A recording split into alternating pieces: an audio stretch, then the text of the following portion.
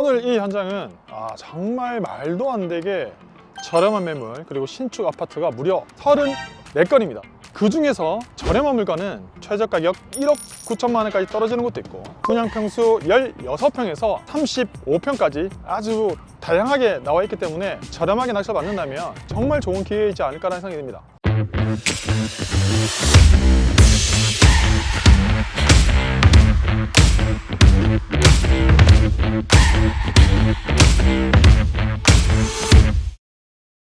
일단 물건 자체가 이렇게 많이 나와 있으면 불안한 건 사실이에요.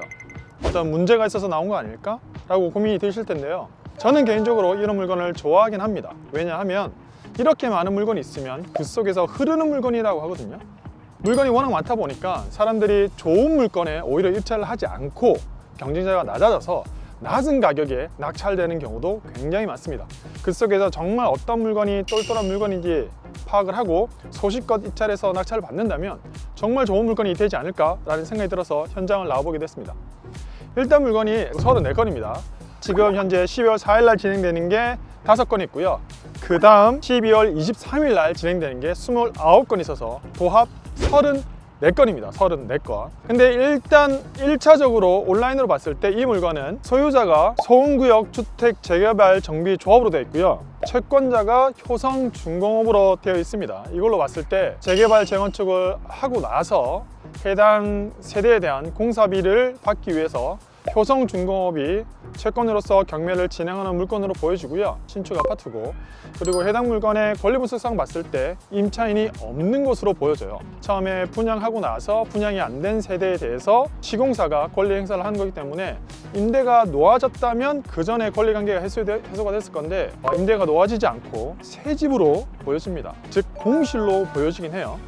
그래서 많은 분들이 경매하면 되게 부담스럽고 권리 분석도 어렵고 명도도 어렵다 생각하지만 이 물건 권리 분석도 깨끗하고 명도도 할 필요 없는 새 아파트로 보여지긴 합니다. 현재 1번 시리즈 물건에서는요, 평수가 35평형대까지도 나와 있고, 그 다음 2번 시리즈 29개 진행되는 물건은 전부 16평대인 투룸으로 구성이 되어 있어요.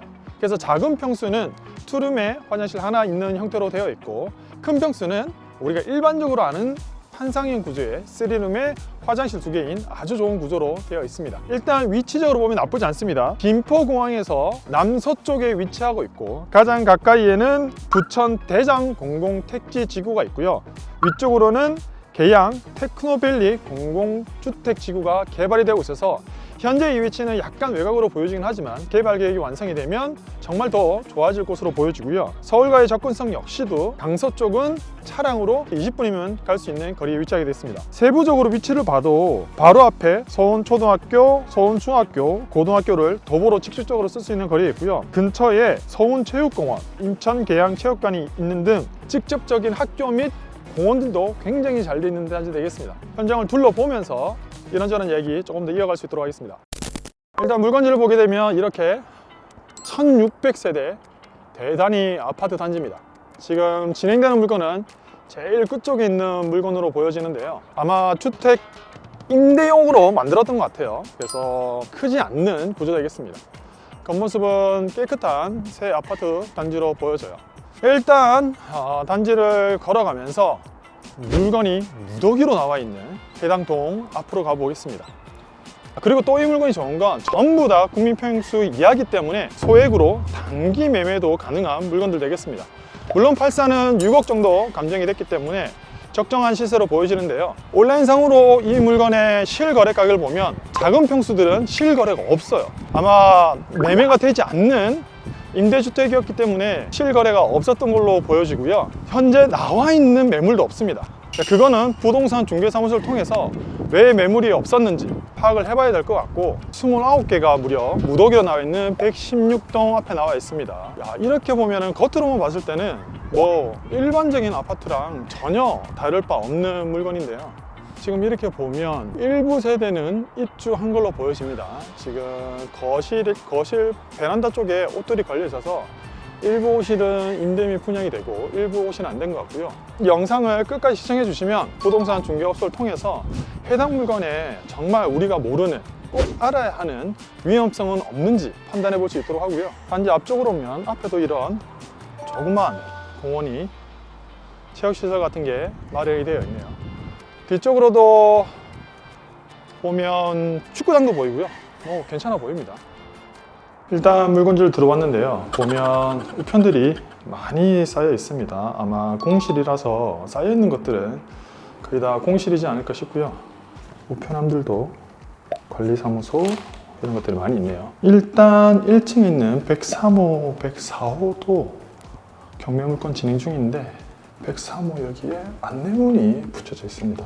일단 안내문을 보니까 띄어져 있지 않는 걸로 봐서는 아무도 안 왔다 간 것 같고요. 이거는 집행관이 붙이고 간 안내문이네요. 경매가 진행 중이니까 임차인이 있다면 신고를 하라는 내용이고요. 이렇게 보면 터치패드에 비닐도 안 뜯긴 걸로 봐서 새 집으로 보여집니다. 물론 1층이 현재 제일 저렴한 1억 9천대까지 유찰이 돼서 나와 있긴 하지만 똘똘한 층을 낙찰 받는다면 좋은 선택이 되지 않을까라는 생각도 들어요. 우와, 엘리베이터가 만수로가 왔다 갔나 봐요. 황금색으로. 굉장히 럭셔리합니다. 지금 저희 매물 중에 1층도 있지만 높은 층은 20층도 있기 때문에 20층 한번 올라가서 느낌을 한번 보려고 합니다. 자, 올라왔는데요. 20층도 보면 이렇게 경매가 진행 중인 호실들은 이렇게 안내문이 다 붙여져 있습니다. 집행관이 아마 붙인 안내문 같고요. 내부를 들어갈 수는 없으니까 올라와서 보면 저기 운동장이랑 체육관 체육시설이 굉장히 잘 돼 있네요. 116동이랑 주택조합이 가지고 있는 세대들 경매 진행 중이잖아요. 그거 혹시 관리비라든지 권리관계 어떻게 되는지 한번 여쭤보려고. 권리관계는 저희가 알 수가 없고 관리비는 올 1월부터 밀렸고요. 그전에는 주택조합에서 다 냈고요? 다 냈어요. 그래서 1월부터 밀려서 되게 60에서 100만 원 사이라고 보시면 되세요. 높진 않네요. 네, 맞아요. 공매에 나가 세대들은 공시... 네, 공실일 거예요. 일단 알겠습니다. 감사합니다. 공매로 한 34건? 정도 116동이랑 중간중간 다른 층에서 나온 게 있어가지고 데이터가 없으니까 판단을 못 하겠더라고요. 지금 나온 게 한 2억 후반대 2억 8, 9천에 나와 있는 것 같아요. 8, 9천? 그럼 네이버에는 안 올라져 있던데요? 네이버에 안 올라와 있죠. 116동 같은 경우는 매가를 얼마로 봐야 돼요? 찾는 수요는 조금 있어요? 아마 전세나 월세로 놓으면 잘 나갈 거예요. 근데 문제는 월세야 큰 상관은 없는데 전세를 놓으려고 그러면 우리가 이제 시세라는 게 있어야 되잖아요. 근데 시세가 없다 보니까 보증보험 가입이나 이런 것들이 잘 안 되잖아요. 지금 그렇죠. 그 세입자들이 결정을 못 하죠. 그리고 서울 산단이 가깝게 있거든요. 네네네. 그러니까 거기서 일하시는 분들이 수요는 꽤 있어요. 많이 알아보시는데 그래도 한 2억 초중반 정도면 괜찮은 가격이 아니에요. 감정가가 2억 9천 나왔다고 하는데 이게 가까이서 요 정도 시세를 볼 수 있는 건 이편한 세상이에요. 거기도 요런 평수가 있거든요. 거기 가격을 보면 얼추 여기가 얼마 정도 나오겠구나를 알 수 있을 거예요. 근데 2억 후반대 과연 이걸 3억 주고 사람들이 살까라는 생각이 좀 들기는 하긴 해요. 여기가 이제 대중교통 들어오는 게 별로 없어요. 자기 차로 이용해서 이제 출퇴근 부천이나 아니면 서울 강서권으로 출퇴근하시는 분들은 여기가 제일 좋은 자리기는 해요. 차로 가도 바로바로 나갈 수 있으니까. 근데 대중교통을 타셔야 되는 분들은 한없이 불편해요. 역으로 가려고 해도 최소 10분 이상 걸리는데 대중교통 편도 많지가 않으니까. 부동산 중개사무소까지 다녀왔습니다. 다녀왔는데 몇 가지 재밌는 사실을 알게 됐어요. 저도 처음에 이 물건 검색할 때 경공매가 진행 중인 물건이라고 제가 코멘트를 써놨었는데 현재 12월 4일날 진행 중인 경매 물건들은 이미 공매로 낙찰이 돼서 30평형대는 5억 원대에, 그리고 35평형은 5억 6천대에, 그리고 작은 평수는 4억 2천만 원 정도 낙찰이 됐는데요. 30평대인 108동 1802호 물건을 보면 낙찰 가격이 5억 500만 원에 10명이 넘는 사람이 입찰을 해서 낙찰이 됐습니다. 경매랑 공매가 동시 진행 중일 때는 두 개 중에 먼저 잔금을 납부를 하게 되면 해당 경매 등 공매권은 중지가 되고 납부를 먼저 한 사람이 소유권을 가져가게 되는데요. 근데 우리가 투자를 할 때 만약에 경매권이 조금 더 날짜가 빠르다, 그럴 때는 내가 먼저 공매 낙찰 결과를 보고 그것보다 저렴한 가격에 받아서 잔금을 먼저 납부하면 타전의 답안지를 보는 것과 같이 이전 낙찰 가격을 컨닝할 수 있는 장점은 있거든요. 이 물건은 그렇게는 되지 않을 것 같다는 생각이 들고요. 공매로 낙찰된 가격을 봤을 때 가격은 조금 아쉽긴 합니다.